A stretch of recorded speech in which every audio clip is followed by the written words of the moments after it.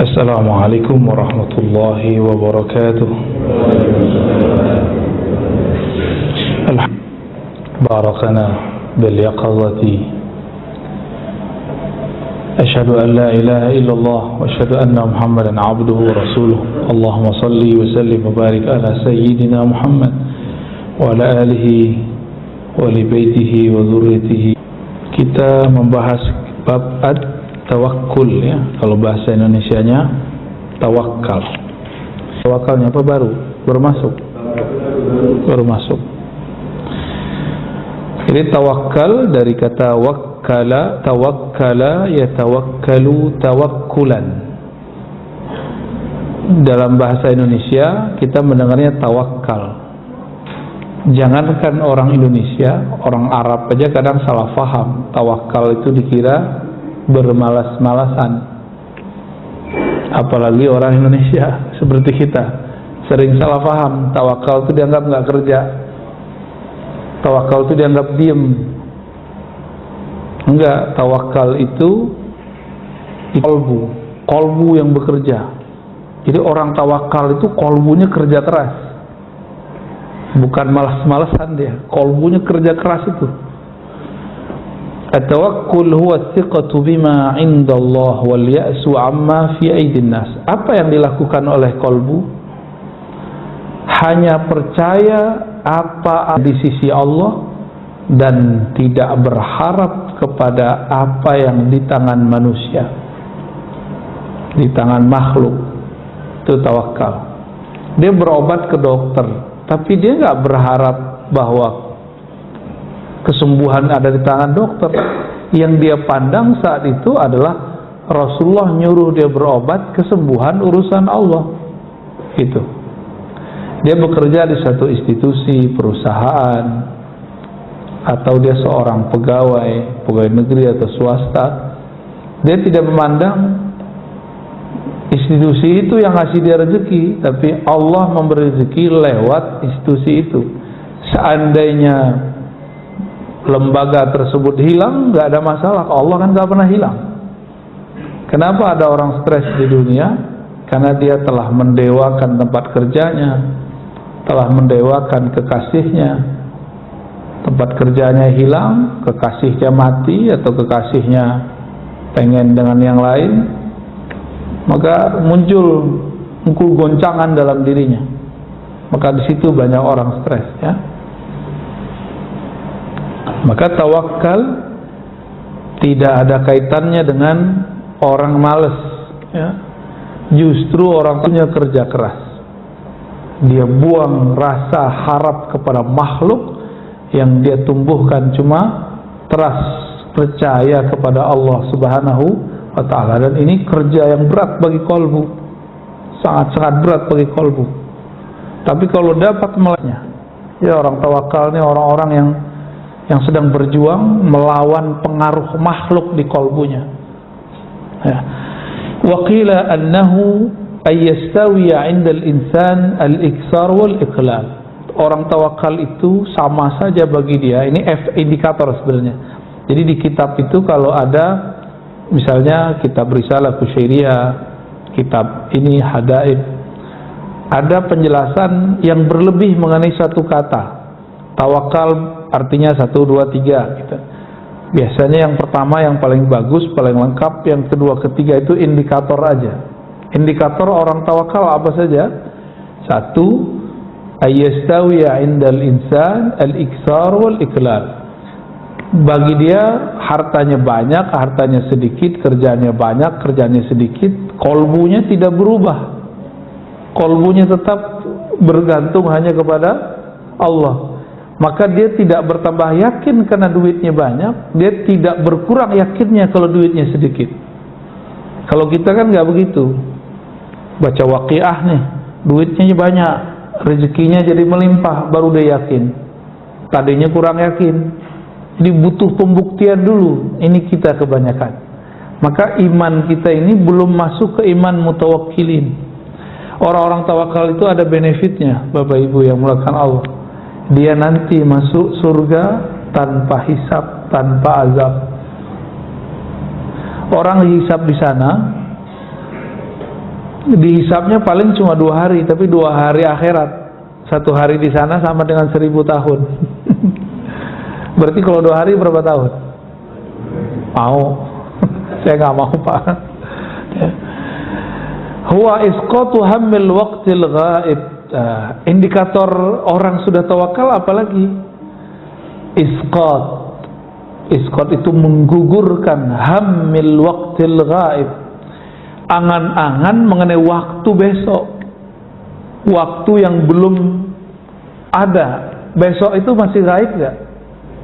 Masih gaib. Gaib itu bahasa Arab artinya yang tidak terlihat. Tidak panjang angan-angan untuk masa depan. Mempersiapkan masa depan boleh, mempersiapkan itu dengan bekerja, baik pekerjaan badan atau pekerjaan. Angan-angan mainnya di sini. Coba kalau saya begini, nanti saya kalau begini. Kebanyakan berandai-andai. Orang ini belum disebut tawakal. Bertawakal itu isqatu hammil waqtil ghaib. Jadi kita nggak usah pikirin besok kejadiannya apa, jalani aja hidup hari ini, besok pasti beres. Ya, ntar kalau virus berikut datang lagi gimana? Ya sudah. Jika kita ridho mati syahid, jika kita berjuang dan selamat, ya insya Allah Allah gugurkan dosa-dosa kita. Ya, tidak ada kaitannya orang kena virus nggak kena virus, munafik tidak munafik.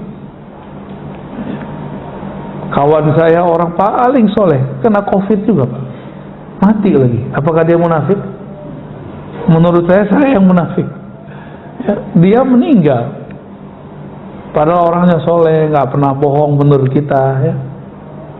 Jadi nggak usah dikait-kaitkan, suka-suka Allah lah. Ya. Suka-suka Allah, jangan cocok logi. Ya. Apalagi indikatornya baqaul abdi ma'allahi ta'ala bila alaqah.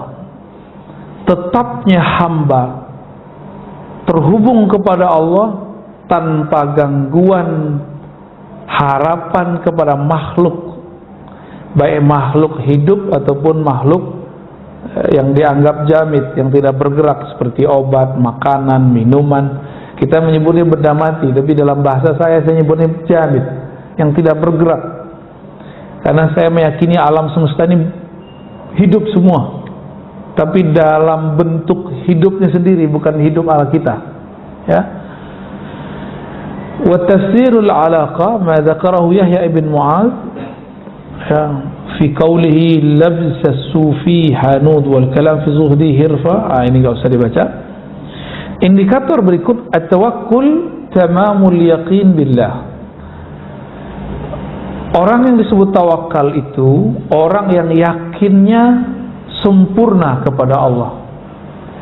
Yakin gak hari ini Allah jamin rezeki? Bukan berarti kita gak mau kerja. Kebetulan emang hari libur, benar? Ya. Besok yakin gak Allah jamin rezeki? Ya kita kerja. Kerja yang bisa kita buat. Kerja itu jangan kemudian versi kebanyakan orang. Ya. Kalau mohon maaf ya, kebanyakan kita kan berpikir sibuk, yang penting sibuk, tapi duitnya nggak jelas. Nggak itu yang penting sebenarnya hasilnya. Ngapain kemudian dari pagi sampai sore sampai besok lagi, tapi hasilnya at-ta'ab, hanya lelah. Apalagi membuat hati kemudian terganggu hubungannya kepada Allah Subhanahu wa Ta'ala. Yakin itu cara menumbuhkannya gimana? Kan banyak orang nanya, gimana cara numbuhin yakin? Mudah, husnudzan billah, berbaik sangkalah kepada Allah. Jadi kalau ada orang nanya lagi, gimana cara yakin? Caranya bukan dengan ceramah, caranya bukan dengan baca Quran, caranya bukan dengan zikir, bukan. Caranya menumbuhkan husnudzan dalam kalbu. Maka zikir husnudzan itu berat, Pak, nembusnya. Jadi saya diajarkan guru-guru saya zikir nyebut nama Allah, tapi tumbuhkan rasa harap dan rasa berbaik sangka kepada Allah. Itu yang disebut husnudzan. Husnudzan itu enggak hanya ke makhluk, tapi juga kepada Khaliq, ya. Wasiqatu bima wa'ada min ar-rizq. terhadap jaminan rezeki. Waridha bima jara bihi qada'uhu wa qadruhu. Fa idza tamma al-yaqin billah summiya tawakkulan. Lalu ridha terhadap ketentuannya. Bapak percaya kepada Allah, ibu percaya kepada Allah. Oke, udah ridha belum? Allah berkuasa nggak sekarang? Sebelum pandemi, saat pandemi, sekarang ini, pandemi itu Allah yang buat gak? Yang ciptain gak? Allah juga yang ciptain. Semuanya Allah yang buat. Kita izin gak pandemi ini? Izin. Terus ridho gak? Ridho gak Pak? Ya? Kayaknya susah ya. Karena kurang ridho, kuranglah yakin. Maka orang-orang yang yakin itu hidupnya penuh dengan keridhaan, kerelaan, lapang dadanya. Ya, fa idza tammal yaqin billah summiya tawakkulan.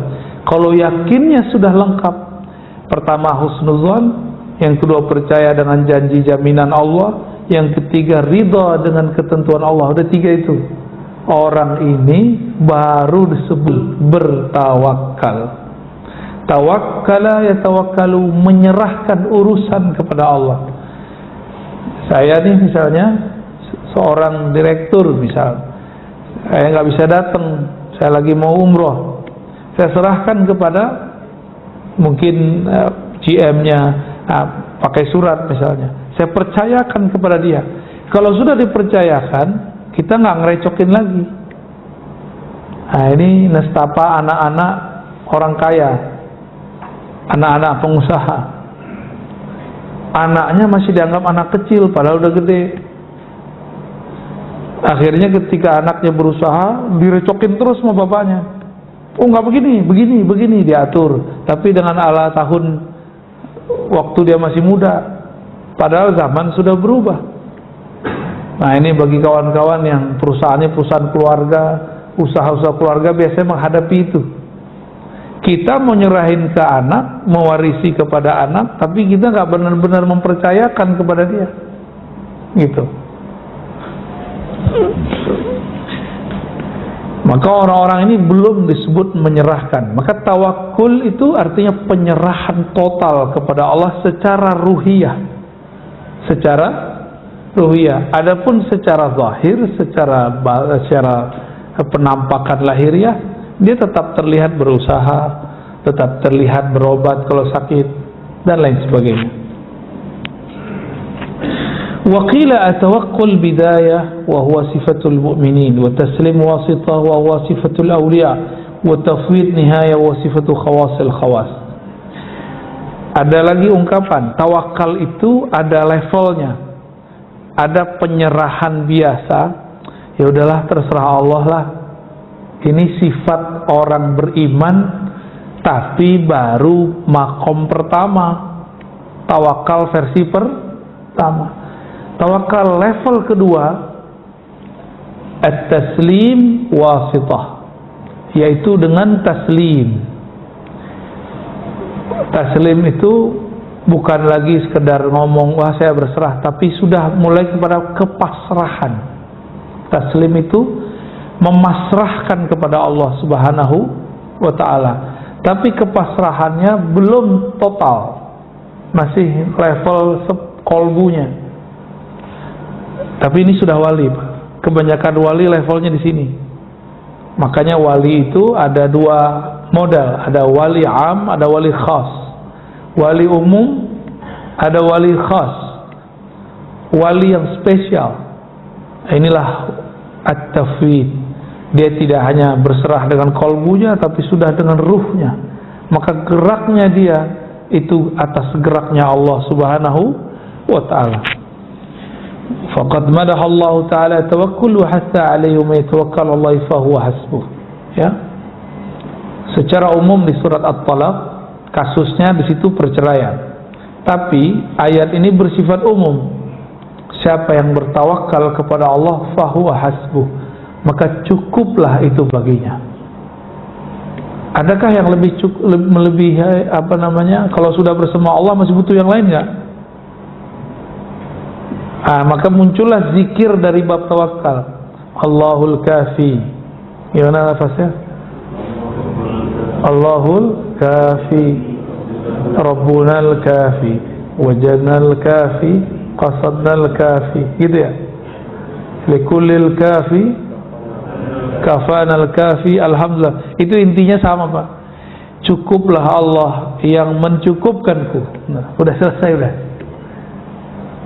Kalau Allah yang mencukupkan kita, Allah sangat mengerti kebutuhan keperluan kita. Kalau makhluk yang mencukupkan, oleh karena itu ulama kita mengulang-ulang.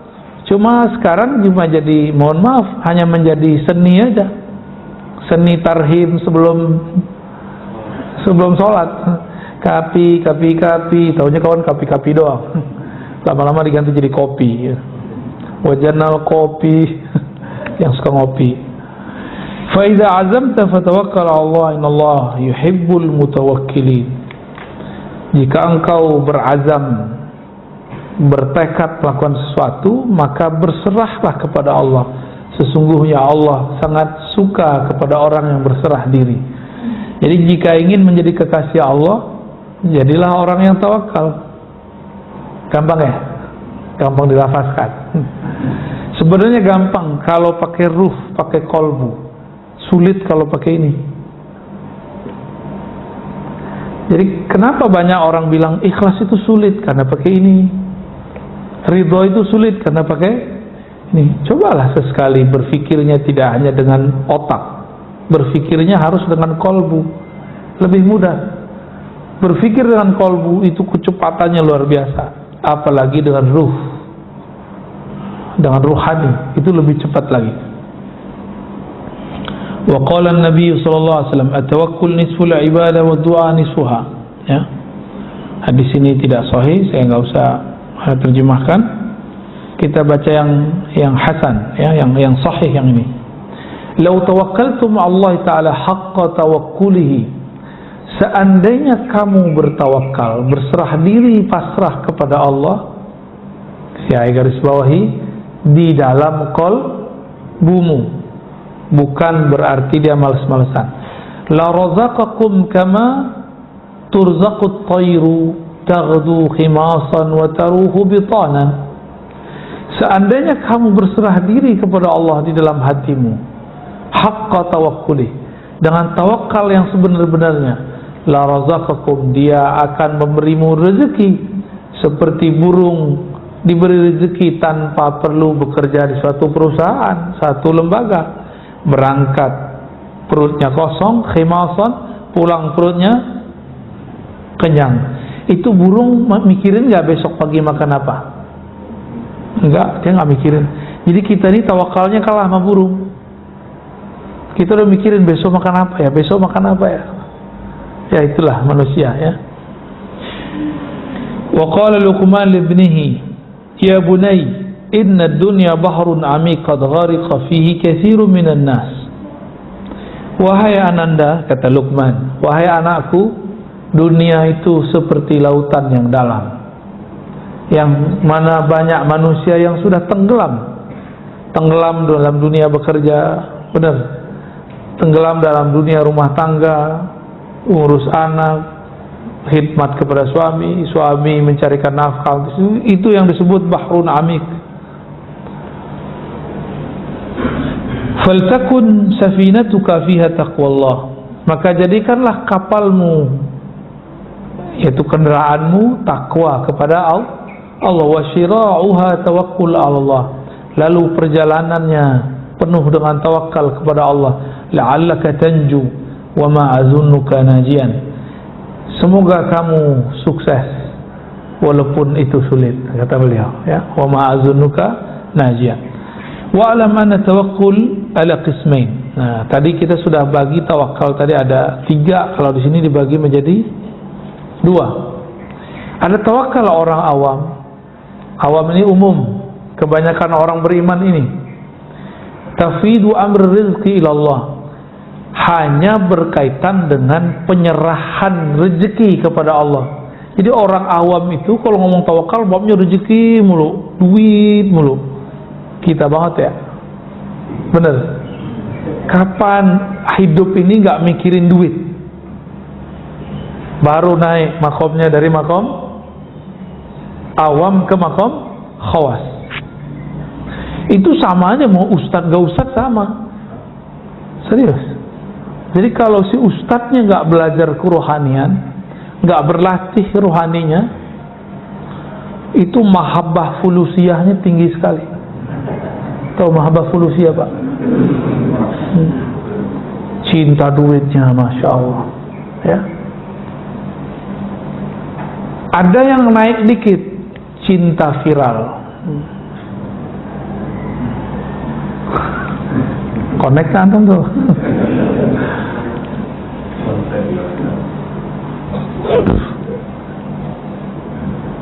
Orang kalau cinta viral itu gampang tersinggung, Pak. Gampang tersinggung sama yang ngundang. Jadi misalnya nih pas datang, masjidnya kok kecil, apa ini? Pergi lagi dia, tersinggungan.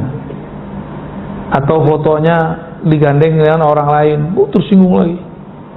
Itu kalau orang mahabbah al-firaliyah. Bahasa Arabnya mahabbatus syuhrah, cinta viral. Dan itu penyakit yang muncul di kalangan ahli-ahli dakwah karena dia belum membenamkan egonya sebelum berdakwah. Kita wajib membakar dulu ego kita, kita benamin dulu sebelum kita berdakwah. Dakwahi dulu diri sendiri, baru dakwahi orang lain, ya, supaya nggak baperan. Banyak baperan, begitu banyak. Belum lagi dai yang merasa lapaknya diambil. Benar, Pak, serius. Jadi saya ketemu seorang ustadz dikata-katain oleh ustadz senior.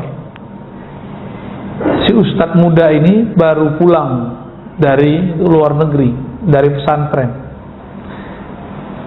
Majelisnya lumayan rame. Dimarahi oleh ustadz senior. Kata yang senior, ente sowan dulu sama aneh. Wah, enggak ya, bener. Izin dulu dong sama gua. Ini wilayah gua nih. Ya. Kayak preman aja ya. Preman ustadz. Membuka-buka majelis aja, lapor dulu sama kita. Masya Allah. Itu bukan 1-2 tempat, Pak. Banyak sekali. Itu preman jadi ustadz begitu. Ya. Masih mending. Nah, ada lagi level lain. Bapak nih jurusan hukum fikih. Terus datanglah seseorang masih muda. Dia juga bisa berbicara hukum, tapi jurusannya bukan jurusan hukum. Ternyata dia cuma tamatan pesantren. Kata orang yang jurusan hukum ini, kamu jangan ambil materi saya dong. Itu kan materi saya. Saya yang kuliahnya hukum, kamu kan bukan. Saya aja ngajar, kamu gak usah. Wah, itu udah banyak, Pak, ya. Jangan ambil dong bagian saya, gitu. Nah, ini akibat tidak membenamkan egonya sebelum dakwah. Maka dalam kitab Ibnu Athaillah disebutkan udfun wujudaka fi ardil khumul. Benamkan dulu wujud sombong di ardil khumul, di tanah ketawaduan, gitu maksudnya. Khumul itu nggak kelihatan sama orang, mastur. Sehingga nanti sama aja rasanya, mau terkenal nggak terkenal sama, mau viral nggak viral sama. Karena dia kemudian bukan menjadi hamba syuhrah, hamba kemasyhuran. Dia bukan jadi hamba yang juga pengen sembunyi-sembunyi, enggak. Bagi dia sembunyi tidak sembunyi sama. Allahnya sama kan? Allah Tuhannya orang yang sembunyi dengan orang yang nggak sembunyi sama nggak? Maka wali itu nggak mesti diam-diam. Wali itu ada yang terkenal, cuma nggak banyak. Karena banyak orang pengen terkenal jadi wali, dia bukan wali. Wali murid sih ya.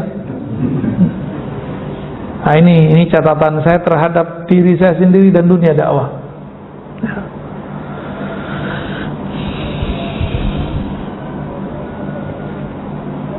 Jadi kalau orang awam ngajarin tawakal, ustadz awam ngajarin tawakal hanya bab fulus atau bab zahir, sakit, sehat gitu. Jadi datang ke kiai, "Pak Kiai doain anak saya sakit." Nah, nanti diajarin, dia serah kepada Allah.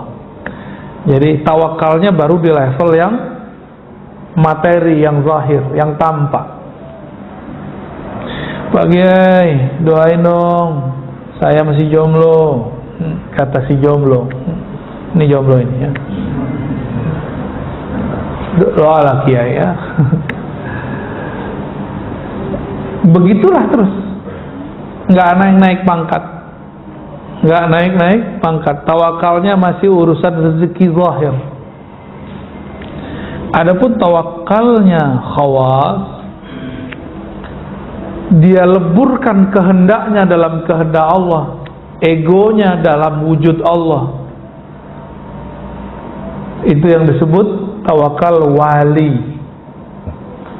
Tawakalnya wali-wali Allah. Maka wali Allah itu tidak ada wali Allah yang hakiki ya, yang doa, "Ya Allah angkatlah pandemi." Gak ada. Antum coba cari walinya, kalau dia ngerti ma'rifatullah, mengenal Allah, Allah memang sekarang lagi menginginkan ini kok. Emang Allah sedang menginginkannya, tinggal kita ridho atau tidak. Tapi urusan adab udah masuk ke bab adab ya. Tafwidul amri ila Allah fi kulli syai' hatta yabqa al-'abdu tahta ahkamil qada wal qadar. Si hamba lebur kudratnya, kekuatannya, iradahnya, kehendaknya dalam kudrah iradah Allah, dengan ilham dari Allah Subhanahu wa ta'ala. Orang ini nggak banyak wirid. Wirid itu untuk pemula. Tirakat itu bagi pemula, Pak. Kalau wali-wali Allah, dia sudah melewati masa-masa itu. Yang diperlukan bukan lagi wiridan zahir, tapi wiridan qalbu. Dan ini amal yang lebih mulia. Jadi taatnya zahir belum tentu membuat seseorang jadi wali Allah. Siapa tahu ria. Tapi kalau taatnya qalbu, pasti langsung kepada Allah Subhanahu wa ta'ala. Jadi saya berharap mulailah kita mengarah ke sana. Kitab ini saya bawa ke sini, ini kan untuk itu, Pak. Kitab-kitab begini bukan di pesantren aja, gak banyak yang ngaji ini. Ini hanya di majelis-majelis para masyayikh, para kiai-kiai ulama besar. Sekarang kita bawa ke majelis umum. Kenapa? Karena sekarang virus-virus kolbu itu banyak sekali. Kalau kita nggak bawa kitab ini keluar, kapan lagi nih umat bisa menikmati kitab-kitab seperti ini? Kalau nggak, nanti ulama-ulama aja yang menikmati ya. Alhamdulillah. Berarti bahasa saya nggak ketinggian gitu. Saya nggak mau bahasanya ketinggian. Atau memang Allah nggak izin saya berbicara. Ciri-ciri Allah tidak izinkan seseorang dai berbicara ketika kalamnya tidak dapat dipahami makhluk. Makanya saya tanya, bisa dipahami, Pak? Ini jangan menghibur saya loh, Pak. Ntar bikin antum senang gitu. Enggak, saya nggak mau begitu. Orang-orang yang wali khawas itu kesannya, nah di sini banyak orang tertipu secara kasat mata. Adimul harakati wal ikhtiyar. Seakan-akan nggak ada lagi gerak, tidak ada lagi pilihan. Tadi kita sudah sebutkan, dia hanya bergerak kalau diilhamkan Allah. Dia hanya memilih jika dipilihkan Allah. Inilah maqam Sayyidina Abu Bakar ketika ditanya, apa yang kau pilih? Apa yang kau mau, wahai Abu Bakar? Apa jawaban beliau? Aku memilih untuk tidak memilih lagi. Allah lah yang memilihkan bagiku. Aku berkehendak agar kehendakku habis dalam kehendak Allah ya. Masih pantas nggak kita berkehendak sedangkan Allah mau sesuatu? Allah maunya pandemi, kita maunya pandemi diangkat, kan nggak sopan, Pak. Ini bab kolbu ya. Tega banget Allah. Bukan tega, ini memang sunatullahnya sudah. Kan dunia ini memang tempat, Pak. Kalau nggak virusnya pandemi, virus apa gitu, pasti selalu ada.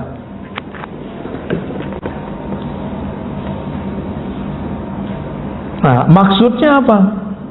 Adamul harakati bil badan. Secara zahir tidak lihat dia kulusak-kulusuk orang tawakal itu. Jadi dia tenang. Wa adamul ikhtiyar bil qalb, dan tidak memilih itu di kolbunya. Jadi ada dua hal, ya, gerak pada badan, pilihan pada kolbu. Jadi mereka bukan lagi wali hamba-hamba Allah yang sibuk di badan dan kolbunya. Ini sudah masuk ke dalam ruhnya. Ya. Fa in waqa'a fi qalbihi al-harakah kana mutaharrikan billah. Ya. Jika masuk gerak dalam kolbunya, dia bergerak dengan gerak Allah. Jika diam, dia diam dengan ilham dari Allah Subhanahu wa ta'ala. Inilah yang ditunjukkan, dicontohkan oleh Asy-Syaikh Ibnu Syamsuddin, seorang ahli ma'rifatullah yang menjadi guru Muhammad Khan yang belakangan disebut Muhammad Al-Fatih.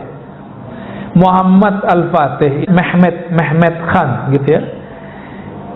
Sultan Mehmet ini dia berambisi mau mengalahkan Rum pakai nafsu, tapi semua strategi dia kalah. Semua gurunya bilang tunggulah, tunggu isyaratnya keluar. Dia nggak mau. Gua mau sekarang. Yang sultan kan saya, kamu bukan sultan. Tapi karena beliau dapat isyarat, gurunya ini tetap bermunajat, mencari tempat di mana dia akan munajat. Dapat isyarat lah atau ilham dari Allah. Apa ilhamnya? Bahwa di sana, di suatu tempat di Istanbul itu ada satu makom, adalah makom sahabat Nabi, pewakaf masjid namanya Abu Ayyub Al-Ansari, yang sekarang disebut nama tempatnya Masjid Ayyubiyah. Masjid Ayyubiyah. Yang pernah ke sana paham kali maksud saya ya. Jadi Ibnu Syamsuddin, seorang mursyid, dia bilang tunggu, saya nunggu ilham. Biar gerak kita digerakkan Allah, bukan kita lagi yang bergerak dengan ego, tapi Allah lah yang menggerakkannya. Ya, sampai udah kalah berkali-kali, udah 5 kali strategi, lebih barangkali. Muhammad Khan Sultan di saat itu marah, dia carilah gurunya. Itu di kemah kecil. Dalam kemah itu beliau sedang munajat, tapi Khan gak sabar. Dia ambil pedang yang tajam, dia kemudian bongkar tempat istirahat gurunya. Ternyata ketika dibongkar dia kaget, gurunya sedang sujud. Sujudnya panjang sekali. Melihat lagi sujud, dia langsung diam, tapi masih gergetan. Guru gua kok sujud mulu kerjaannya. Kapan perangnya nih? Wah, kan banyak anak muda kan begitu ya. Pengajian mulu, kapan perangnya nih? Ini udah gatal mau jihad nih. Anak muda biasa. Emang dia kira jihad itu semudah itu? Jihad itu kalau nggak pakai ruh jadi jahat. Udah dua aja Pak. Ya, mau jihad apa jahat? Kalau jihad dia harus dengan kemurnian rohani. Udah ada waktu sekitar 1 jam, baru naik kepalanya. Ternyata tempat sujudnya sudah basah. Baru turun isyaratnya. Beliau kemudian baca Assalamualaikum kiri kanan, kanan kiri. Ibn Syamsuddin mengatakan, wahai Ananda Sultan, detik ini berangkatlah. Insya Allah, Allah membersamai perjuanganmu. Bengong dia. Nah, ini yang gua tunggu-tunggu nih. Tapi di saat itu karena dia melihat gurunya sujud lama, egonya pun ikut kemudian tenang. Dia kemudian masuk ke Konstantinopel yang sekarang jadi Istanbul itu dengan penuh tenang, zikir nggak berhenti, dibersamai gurunya. Jadi beberapa kali melakukan serangan, gurunya nggak dia bawa ikut. Dia ngerasa orang tua ngerti apa. Ini anak arogansinya anak-anak muda. Ya. Menang nggak habis itu? Menang. Maka beliau dapat gelar Al-Fatih. penakluk Konstantinopel. Ya. Jadi senjata paling hebat itu adalah tawakul, bertawakal. Karena di situ ada strategi ilahiyah. Allah lah yang buat strategi. Nah, inilah yang terjadi sekarang pada ulama-ulama kita dalam menghadapi pandemi. Ulama wali, Pak, ya. Ulama itu terbagi dua. Ulama dunia, ulama akhirat. Orang salah paham ulama dunia yang kere-kere gitu, enggak ada kaitannya. Nabi Sulaiman kaya tuh, Nabiullah, Nabi akhirat itu. Ini urusannya ruh. Ulama dunia yang di kolbunya ada dunia. Boleh di tangannya ada dunia, di rumahnya ada dunia, tapi jangan pernah masuk ke dalam kolbunya. Itu yang penting. Orang miskin bisa lebih cinta dunia daripada orang kaya. Coba aja cek. Bapak tadi ingatnya apa? Ingat Allah apa ingat mau makan sarapan pagi? Ingat sarapan pagi. Udah lapar, nggak ingat Allah. Sholat lagi. Kayak gitu mau masuk surga pakai sholat. Saya nggak yakin antum masuk surga pakai sholat. Sholatnya sembari membayangkan selain Allah. Jadi kita ini pencitraan depan Allah, tapi Allah nggak melihat pencitraan zahir, Allah melihat batinnya. Ya. Ulama akhirat itu ulama yang kenal Allah. Jadi wali-wali Allah itu walaupun zahirnya nggak bisa baca kitab beginian, dia bisa baca kitab kolbu. Ulama akhirat itu boleh kaya, boleh miskin, nggak ada urusan. Yang penting kolbunya ma Allah, kolbunya bersama Allah. Daripada udah miskin, kolbunya bersama dunia. Mending kaya, kolbunya bersama yang maha kaya, Allah subhanahu wa ta'ala. Jadi boleh nggak kiai punya rumah banyak? Boleh. Kok boleh? Yang penting kolbunya bersama Allah. Boleh nggak kiai mobilnya banyak? Nggak apa-apa, usahanya banyak. Boleh. Yang penting kolbunya berkiai, istrinya banyak. Ya boleh. Yang penting kolbunya bersama Allah. Maaf ibu ya. Itu jangan diteruskan Pak ya. Nanti bisa perang di rumah ntar.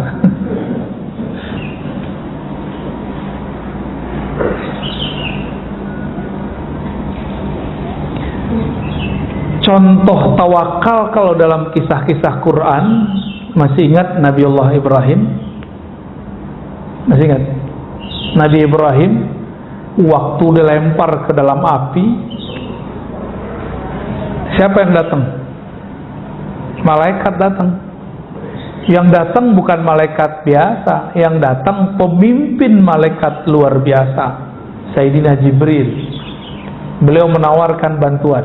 Itu kalau Sayyidina Jibril ngeluarin sayapnya satu, Raja Namrud mau nunggunya hancur semua. Cukup kayak gini nih. Karena sayap dia itu luar biasa sekali. Tapi Sayyidina Ibrahim nggak mau, karena itu melanggar kode etik nubuat. Jadi nabi-nabi itu walaupun doanya mustajab, dia nggak boleh mengeluarkannya di dunia. Kata Rasulullah SAW, Inni khaba'tu,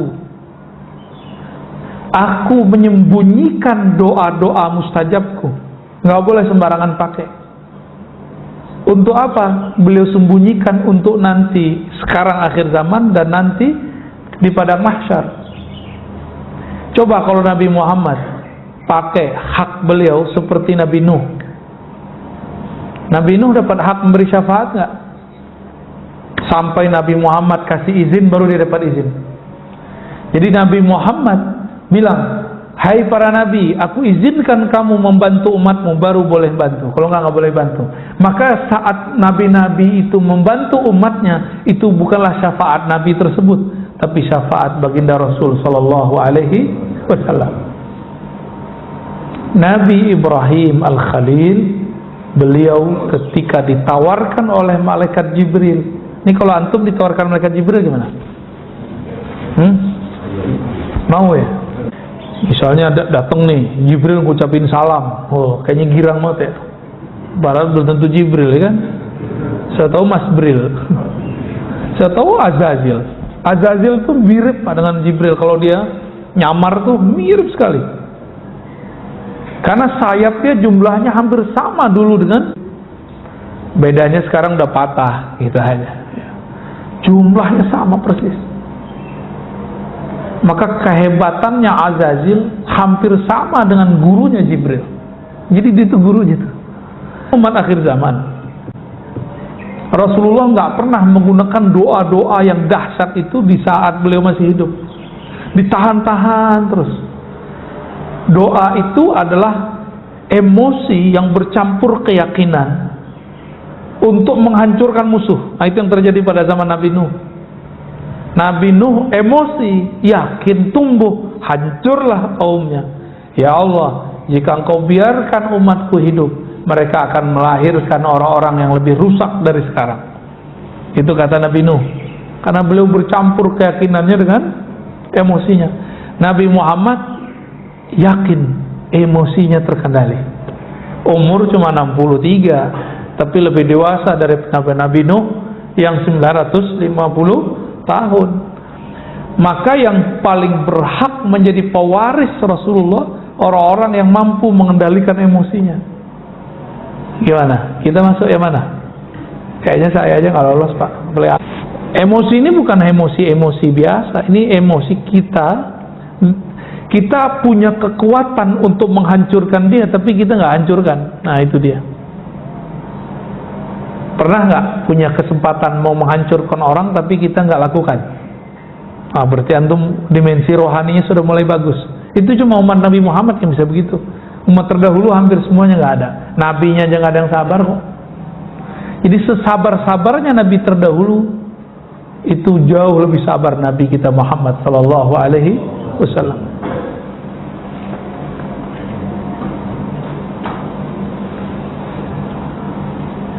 Maka wirid-wirid, zikir-zikir yang undang-undang khadam itu nggak menumbuhkan tawakal, apalagi antum pakai rajah, pakai jimat. Meskipun pakai jimat itu ada dalilnya yang membolehkan. Tapi kalau meskipun ulama ini membolehkan, saya mensyaratkan satu, harus bab tawakul. Kalau nggak usah pakai jimat, ya. Kenapa? Karena nanti justru mendewakan si jimat, syirik khafi yang muncul di kolbu. Nah, ini yang berbahaya. Untuk penulis jimat itu ada ilmunya, Pak. Kita tahunya kan sok-sok ahli tauhid, anti jimat, tapi giliran minum obat berharap kesembuhan dari obat, nah, itu lebih parah daripada pakai jimat. Ya, makan meyakini nasilah yang mengenyangkan, itu lebih parah dari pakai jimat. Masih begitu nggak? Ya, itu jimat perut namanya. Ya, banyak orang sok-sok ahli tauhid, kalau ketemu jimat dibakar-bakarin. Tapi ya salah, dia kalau makan dia bergantung kepada nasi, bukan kepada Allah yang menciptakannya.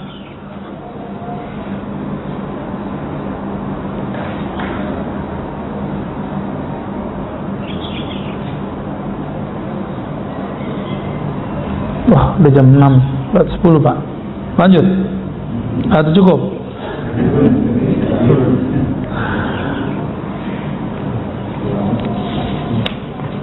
Jadi beda tawakal orang awam dengan wali. Orang awam tawakalnya urusan fulus, rezeki, jodoh. Begitulah terus. Hidup ini muter bolak-balik. Yang ada dalam hatinya cuma masalah rezeki, jodoh, apalagi tadi, ya, pasangan, sehat tidak sehat, beli rumah tidak beli rumah. Jadi kalau cerita tawakal yang diceritain masalah keajaiban duit. Saya ini nggak punya kerjaan, terus sholat duha 12 rakaat, tiba-tiba siangnya ada yang nganterin duit. Itulah testimoninya terus. Ya, saya di dalam dompet cuma ada duit 20.000. Celengan lewat, saya kasih aja. Hati berkecamuk. Sorenya dapat duit 2 juta. Jadi testimoni tawakal orang awam itu selalu masalah duit. Mau naik pangkat nggak? Jangan lagi masalah itu, tapi sudah masuk kepada meleburkan kehendak kita dalam kehendak Allah. Artinya kita nggak berkehendak kecuali emang Allah ridho gitu. Karena kita nggak semuanya wali Allah, putuskanlah semua urusan dengan sholat. Jadi sholat 2 rakaat, minta izin ya Allah. Apakah ini kecenderungan, Pak? Nah, orang ini sudah mulai masuk gerbang tawakal. Itu maksud Nabi, idza hamma ahadukum, kalau kamu punya hajat, punya kehendak, maka baguskan wudu'mu, falyusolli rakaatain, sholat 2 rakaat, lalu doa minta jodoh itu, atau doa minta suatu masalah diselesaikan. Itu orang sudah masuk gerbang tawakal awal. Dia mengatakan, ya Allah, jika kerjaan ini baik maka mudahkan, jika tidak tolong jauhkan. Kalau itu gampang, Pak. Yang paling susah itu ini, masalah jodoh. Jodohnya dia udah senang duluan, terus ngomong, ya Allah, jika dia baik percepat ya Allah. Nah, kalau itu ngomong tuh, jika dia kurang baik, nah itu kayaknya susah membacanya. Benar gak? Jika dia kurang baik, ya Allah, tolong jauhkan. Itu kayaknya susah dilafazkan. Padahal kalau antum sanggup melafazkannya dari kolbu, itu sudah masuk ke gerbang tawakal pertama. Ya, jadi kita ini senang sama orang bukan lagi dengan nafsu, tapi sudah dengan ruhani. Nah, itu yang kemudian menjadi PR kita bersama, ya.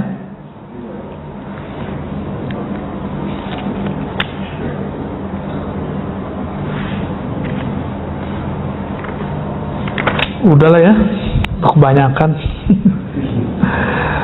Gimana? Cukup? Mari kita kalau saya atas kajiannya pagi ini. Ini ada banyak pertanyaan sebenarnya. Coba dong. Hanya waktu ya 15 menit. Ini baik, pertanyaan pertama saya bacakan dari YouTube saja. Ini nanti selanjutnya itu kita akan sedang. Baik, yang pertama dari YouTube. Assalamualaikum Buya, pertanyaan saya, jika Allah pertemukan kita dengan orang yang suka pada maksiat, mengajak kita pada maksiat, apakah masuk kita terus Allah menghantarkannya pada kita atas satu sebab yang baik? GR amat. Ya, itu kesempatan, ya. Kesempatan, bukan kesempatan maksiat, Pak. Kesempatan ngetes diri, tergoda nggak?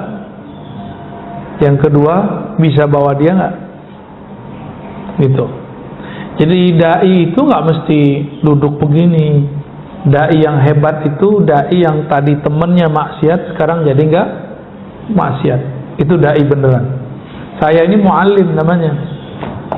Kebetulan konteksnya dakwah. Kalau muallim sebenarnya kan Bapak yang datang ke saya. Ya gengsi, Pak. Tapi karena konteksnya dakwah, saya datang ke sini. Namun kita ramu dalam bentuk taklim. Supaya apa? Supaya ngomongnya terarah dan terukur, ada kurikulumnya, yaitu kitab ini sendiri. Kalau enggak nanti saya ngomong yang dulu ya, ngomongnya diulang lagi sekarang. Ya. Pernah nggak ikut pengajian begitu? Ikut ustadznya udah sehari 3 tempat, omongannya sama. Wah, itu pengalaman saya waktu kecil, Pak. Waktu kita masih remaja, kita lagi seneng-seneng hijrah tuh. Kemana aja pergi, itu kita ikutin si dai, si ustadz, si kiai. Tapi kok omongannya sama aja. Lama-lama saya mikir jenuh. Itu si kiai ilmunya nggak di-upgrade ya. Tahun besok sama, tahun besok lagi sama. Tapi dia kalau ngomong sama saya, utlubul ilma, tuntutlah ilmu, walau bisin, walau ke Cina. Dia nggak tahu kalau kita ini bakal ada masalah sama Cina ya. Saya kasih tahu, ya, itu hadis menurut ahli hadis dhaif. Serius? Kamu suul adab sama saya? Itu hadis saya itu. Jadi kalau kita nggak nyampein begitu disebut suul adab. Dia nyuruh kita belajar, tapi dia dari kecil, dari dulu sampai sekarang tidak pernah mempelajari kembali dalil dia ini benar apa enggak. Nyuruh orang ngaji, tapi dianya nggak berani ngaji lagi. Nah, itulah gawatnya kalau ustadz terlalu pinter, nggak mau ngajar pakai kitab. Kalau ngajar itu pakai kitab aja, Pak. Ya, saran saya kalau ada ustadz, usulkan ngaji kitab. Nanti dia akan terarah, dia nggak perlu persiapan aneh-aneh. Nggak perlu kemudian mikir. Ya, ini pengalaman saya ngajar dulu, nggak lama sih Pak, setahun 2 tahun paling. Setahun 2 tahun ngajar nggak pakai kitab. Sebelum mengajar tuh mau bahas apa ya? Ini udah kemarin, itu udah kemarin. Udah kehabisan stok kita. Saya tanpa buku adalah sekitar 50 materi di sini, tanpa perlu persiapan dulu. Ya. Tapi kita kan lupa juga ini udah disampaikan belum. Akhirnya kita istikharah, dapat isyarat lah, kamu kalau ngajar pakai kitab aja. Nah sekarang alhamdulillah, ini kan khazanah dari Allah Subhanahu Wa Taala. Kalau kita bedah nggak ada habis-habisnya. Ini aja baru cuma berapa halaman Pak? Kayaknya udah nggak kuat gitu ya. Baru berapa halaman ini? Baru ya sekitar 50 halaman. Ada berapa Pak di sini halamannya semua? Ada 300-an. Kita baru 50-an. Masih panjang perjalanan kita. Ya. Jadi ilmu kiai nggak bisa baca kitab ya, berhenti aja jadi kiai ya. Apalagi kalau kiai ngomong tawakal itu susah, gak usah jadi kiai ente. Ya. Apalagi ngomong khusyuk itu sulit, berhenti jadi kiai. Ya, kenapa?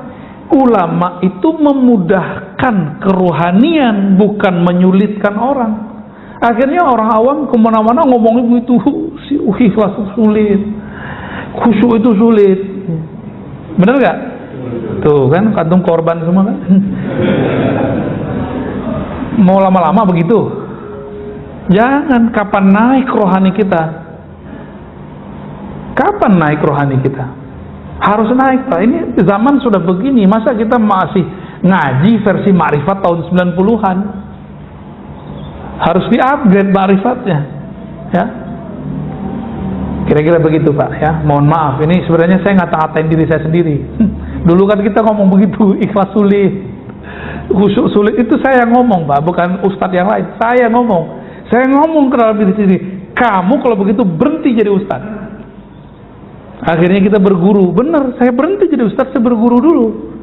Berbulan-bulan kita latihan rohani, latihan belajar, dan baru kasih, oh ini yang disebut tawakal, oh ini yang disebut khusyuk. Itu maksud berhenti itu. Ya, kalau jadi ustadz terus kapan dia jadi muridnya? Ya, kira-kira gitu Pak ya. Jadi kalau tadi dia punya kesempatan, orang maksiat, jadi maksiat itu nggak akan berefek kecuali ada kesempatan. Mampukah dia menolak? Yang kedua, mampukah dia narik kawannya? Wallahu a'lam bishawab. Ya. Apa nih? Masih ono? Pertanyaan dari jamaah yang ada tadi Mas. Oke, ini sudah disortir ya. Bagaimana caranya mengajak orang-orang terdekat kita seperti istri, anak untuk tawakal kepada Allah?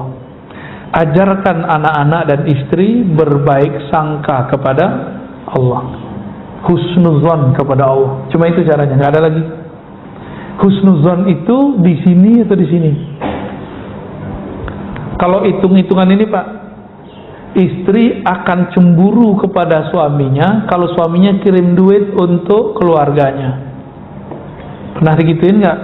Mas, kita nih butuh, kebutuhannya banyak, jangan kirim-kirim mulu. Pernah digituin nggak? Wah, itu istrinya harus ngaji tawakal ya. Yang ketawa tuh ya, yang lain kayaknya masih malu ngaku. Jadi tahapannya belajar berbaik sangka kepada Allah. Itu cara tawakal, nggak ada lagi. Cuma itu jalur pintas. Kalau teori-teori udah banyak. Teori, coba hari ini belajar berbaik sangka kepada Allah Subhanahu wa Ta'ala. Apa kaitannya dengan ikhtiar, tawakal, dan ikhlas? Wah, ini borong ya. Ikhtiar itu pilihan di dalam ini. Kolbu kita cenderung memilih apa, itu namanya ikhtiar. Jadi selama ini nyebut ikhtiar nggak ngerti maksudnya. Saya lagi ikhtiar nih, ternyata yang dimaksud ikhtiar itu usaha. Ikhtiar bahasa Arab dari kata ikhtara, yakhtaru ikhtiaran, artinya pilihan kolbu. Pilihan kolbu itu ikhtiar ya, yang bahasa Arab loh, bukan bahasa Indonesia. Kolbu, dia mengatakan wajjahtu wajhiya lilladzi fatara as-samawati wal ardh. Kolbuku aku hadapkan kepada Allah. Kalau menghadap kepada Allah, maka apa yang Allah lakukan, Allah pilihkan, itu yang kita pilih. Kita ini punya kolbu. Kolbu itu sebenarnya cerminnya Allah. Allah mandang ke situ, Pak. Coba lihat, kalau kita di depan cermin, tangannya gerak, di dalamnya gerak. Nah, kita ini dijadiin cermin. Sudahkah kita mengikuti cerminan kolbu itu? Jika sudah, baru disebut tawakal. Ya, jadi nggak ngelawan. Kapan gelisah muncul? Jika Allah menginginkan sesuatu, memilihkan sesuatu, lalu kita memilih yang di lain, yang di luar itu. Itu hubungan ikhtiar dan tawakal. Ikhlas, kalau ikhlas bab lainnya nanti ada pembahasan khusus di sini. Insya Allah. Kenapa nggak diterusin mahabbah, khusyuk gitu ya sekalian? Bagaimana caranya zikir agar masuk ke dalam kolbu? Ya harus punya mursyid, punya guru. Orang mau baca tulisan aja ada guru TK, guru SD. Kita ini kurang adil ke dalam diri. Giliran untuk membaca yang tertulis pakai guru, untuk membaca zikir yang di dalam kolbu nggak mau berguru, nggak adil. Ini ketidakadilan manusia. Ya. Saya bisa sendiri, baca kitab sendiri, baca buku sendiri, gitu. Banyak yang ngomong begitu sama kita. Ya sudah, jalani aja sendiri. Akhirnya udah belajar baca kitab macam-macam. Ini banyak kiai padahal kolbunya kering karena tidak pernah belajar zikir kepada ahli kolbu. Cukup ya, barangkali udah mau 6:30. Semoga kajian ini diridhoi oleh Allah dan Allah memberikan anugerah ilmu tawakal dan amalnya untuk kita semua.